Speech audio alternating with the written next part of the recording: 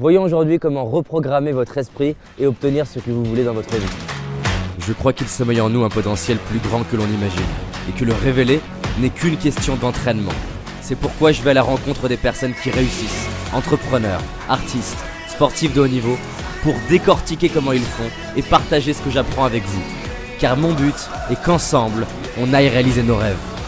Je m'appelle David Laroche et voici mon podcast. J'entends souvent des personnes me dire « Oui, mais moi, j'ai pas envie de me reprogrammer, j'ai envie d'être tel que je suis. » Et j'aime souvent leur demander « Mais ce que tu es aujourd'hui, comment ça se fait que tu l'es ?»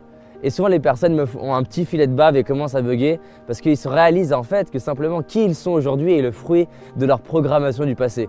Ils sont aujourd'hui le fruit de ce qu'on leur a répété en boucle dans le passé. En fait, on est le fruit de nos programmations. Est-ce qu'on est né avec un accent? Non, on a développé cet accent. Donc on a programmé notre accent. L'objectif de cette vidéo, c'est de vous donner 6 outils qui vont vous permettre de programmer littéralement votre esprit et d'avoir ce que vous voulez dans votre vie.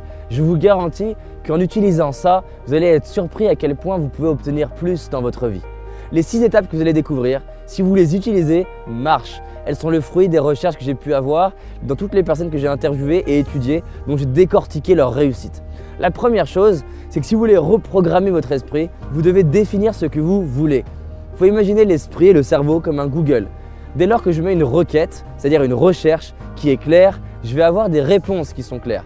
Une partie du cerveau s'appelle le système réticulé activateur et en fait simplement la partie du cerveau qui a pour but de filtrer à l'extérieur ce qui répond à l'intention que je pose. Si par exemple je pose l'intention d'aller chercher à l'extérieur par exemple tout ce qui est relatif aux médias, je vais avoir une attention particulière à tout ce qui est de l'ordre des journalistes, des médias, de la presse ou quoi que ce soit. Et donc du coup ça va me donner des nouvelles informations et ça va me permettre de filtrer le monde extérieur d'une façon où je vais pouvoir l'utiliser et réaliser mes projets, ce qui est important pour moi. Donc la première étape, c'est définissez ce que vous voulez. Qu'est-ce que vous voulez atteindre? Qu'est-ce qui est important pour vous? Comment est votre vie dans un an si tout est possible? Plus vous allez le définir, plus vous allez pouvoir l'obtenir. Plus vous allez imaginer la vie que vous voulez dans le futur, plus vous allez être en capacité finalement de devenir le vous du futur maintenant. Donc j'insiste sur cette étape qui reprogramme votre esprit, c'est de passer du temps à déterminer, définir, designer, dessiner le vous du futur, la vie dans le futur. Définissez-le le plus clairement possible. La deuxième chose, quand vous avez dessiné et imaginé le futur, vous avez défini la vie dans le futur, défini votre programmation du futur, à quoi vous ressemblez dans le futur, c'est de ressentir le plus souvent possible le vous du futur. Et j'insiste sur le mot ressentir. Il ne s'agit pas juste de se dire « oui, j'ai compris ce que je veux », il s'agit de se dire « je ressens que je le suis déjà ». Et ça, le plus souvent possible dans la journée. Par exemple, de marcher comme la version du futur, de penser comme la version du futur, de dépenser mon argent comme la version du futur et de me dire « tiens, je me ressens être cette version-là ». Parce que je suis dans le présent ce que j'ai le plus été dans le passé. Donc si dans le présent, je me mets à être ce que je veux être dans le futur, je vais le devenir. Donc pour distinguer avec la troisième clé, dans le 2, je ressens que je le suis. Dans le 3, je vais agir clairement en me disant « tiens, comment est-ce que le moi du futur agirait? Comment est-ce que le moi dans 10 ans agirait ?» Donc il y en a un, c'est « je ressens, je le suis ». L'autre, « j'agis ». Par exemple, je suis au restaurant, le moi du futur, qu'est-ce qu'il mange? Je suis dans le centre commercial, le moi du futur, comment est-ce qu'il dépense? Est-ce qu'il achète? Est-ce qu'il n'achète pas? Je suis dans une conversation, le moi du futur, quelles questions il pose, de quoi il parle. Plus je le fais, plus je vais le ressentir, plus ça va m'aider à l'imaginer. C'est vertueux les trois ensemble. 4, c'est une autorisation que je me donne. Plein de fois, j'ai eu du mal à devenir le moi du futur, non pas parce que je n'arrivais pas à le ressentir, non pas parce que je ne savais pas ce que je voulais, non pas parce que je ne savais pas quoi faire, mais parce que je ne m'autorisais pas à l'être.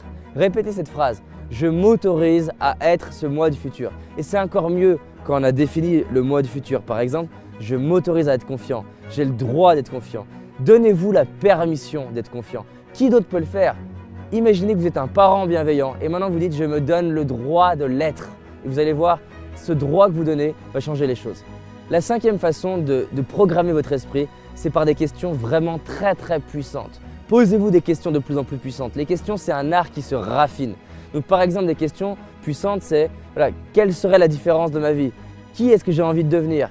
Comment ma vie, qu'est-ce qui ferait que ma vie soit idéale? À quoi je sais que j'ai atteint l'objectif? À quoi je sais que je suis heureux? Tiens, à la fin de ma vie, qu'est-ce qui fait que je suis fier de moi? Si j'avais un message à donner à l'humanité, lequel ça serait? Toutes ces questions de qualité reprogramment mon esprit. Chaque question crée des nouvelles connexions neurologiques.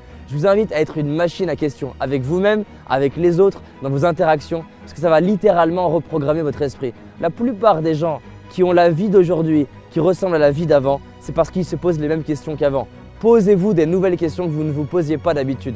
Et c'est fou, j'ai beau savoir ça, j'ai beau connaître par cœur ce truc-là, le nombre de fois où j'ai réalisé que ça faisait 1 an que dans une situation donnée, je ne me posais pas la question. Par exemple, je sais pas, on me disait, voilà monsieur, c'est pas possible ce truc-là.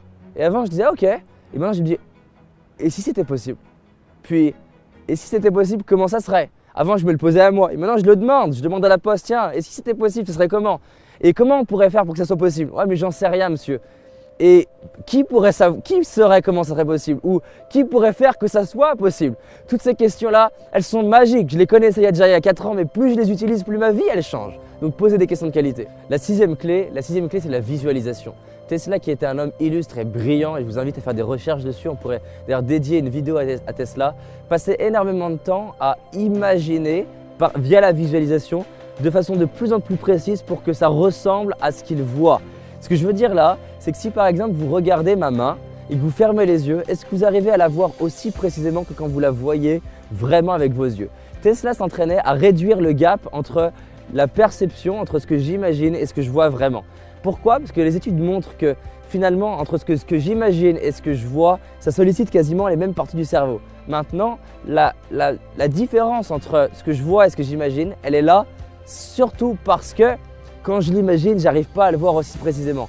D'où le fait que Tesla passait du temps à l'imaginer. Et clairement, je ne suis pas au niveau de Tesla et je passe du temps à m'exercer, à imaginer les choses. Plus je fais cet exercice-là, plus selon moi, je suis en capacité de devenir l'architecte du futur parce que je commence à créer les connexions neurologiques de qui j'ai envie d'être dans le futur. Ça me permet aussi de vivre des situations en avance avant d'avoir à les vivre dans le réel. Parce que finalement, la notion de réalité, elle est très complexe à déterminer. Est-ce qu'on vit dans la réalité ou est-ce qu'on vit dans la projection d'une réalité? Parce que finalement, nos yeux, c'est comme une webcam. On voit au travers d'une webcam, on voit au travers d'un cinéma. Donc on ne voit pas la réalité, on voit juste une projection de cette réalité. Quand tu comprends ça, tu comprends qu'on est tous dans des réalités différentes. Donc dès lors que je commence à être quelqu'un qui est un peu comme un infographiste et capable de designer une réalité et la projeter à l'intérieur de moi-même, je commence du coup à la voir et si je la vois, je peux la créer. C'est la phrase de Walt Disney, What you can dream, you can live. Si tu peux arriver à le concevoir dans ta tête et concevoir comment l'articuler dans ta tête, plus la vision elle est claire, plus tu vas identifier les étapes pour y aller. Ça c'est bluffant, tous les grands visionnaires, ils avaient cette faculté à voir de plus en plus précisément. Donc moi, je m'entraîne à le faire parce que plus je le fais, plus je suis bluffé par les résultats que je crée et ça reprogramme littéralement mon esprit. Donc faites ça si vous voulez finalement vous permettre de passer à un autre niveau et d'obtenir vraiment ce que vous voulez. Donc 1, définissez ce que vous voulez, au moins écrivez-le, imaginez-le. Einstein disait je garde rien dans ma tête que je peux marquer sur le papier parce qu'il savait qu'extraire de soi c'est le meilleur moyen de définir ce que tu veux. D'où le fait que tu extrais un plan de ta maison. Pourtant tu pourrais garder dans ta tête mais tu l'extrais pour l'affiner, le raffiner. 2, ressens le plus souvent possible le toi du futur. 3, agis en fonction du toi du futur. 4, autorise-toi à l'être et donne-toi la permission. 5, pose-toi les questions du toi du futur, des questions de qualité puissantes que tu ne te posais pas d'habitude et autorise-toi à les poser aux autres. 6, exerce-toi à visualiser les choses de plus en plus précisément. Tous les matins, je m'imagine dans une situation où je suis en train de réaliser mon désir. Je visualise l'image, je l'illumine, je l'éclaire, je la rapproche, je l'agrandis. Tout ça, c'est des exercices de visualisation qui ne sont pas simples. Et je réduis le gap entre ce que j'imagine et ce qui se passe vraiment pour reprogrammer mon esprit. Donc voilà, applique ça en boucle et tu vas voir, tu vas être bluffé par tes résultats. J'espère que tu as aimé ce podcast. Si c'est le cas, abonne-toi pour que je puisse te partager d'autres stratégies pour réussir tes rêves et tes projets. Laisse-moi un 5 étoiles, ça me ferait vraiment plaisir. Et si tu as envie d'aller plus loin, j'ai réalisé une vidéo qui s'appelle les 5 erreurs que font la majorité d'entre nous et qui va causer l'échec de nos projets, nos rêves et notre réussite. En sachant qu'une seule de ces erreurs va t'empêcher de réussir et d'être pleinement heureux. C'est une certitude. C'est une vidéo gratuite, en tout cas pour l'instant, et pour la trouver, tape dans Google David Laroche, les 5 erreurs cadeaux. David Laroche, les 5 erreurs cadeaux. Et tu vas tomber dessus.